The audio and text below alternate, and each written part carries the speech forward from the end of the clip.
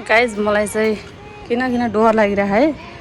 यहाँपट्टि चाहिँ बाँदर र कुकुर छन्, देख्न सक्नुहुन्छ तपाईँले, देख्नुभएको होला। यो बाँदरले कुकुरलाई झम्टिरहेको क्या।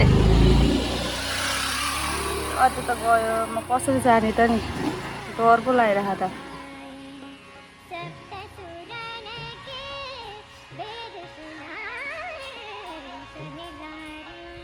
अन्त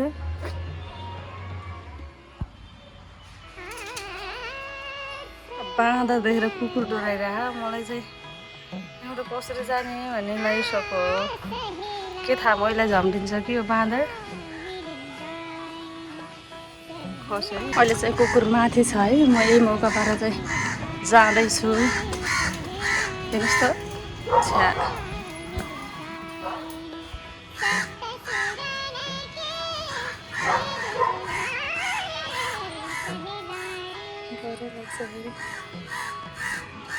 अहिले मान्छेहरू आइरहेछन्, म पनि नै मान्छेहरूकै छेउबाट जान्छु है त। कतै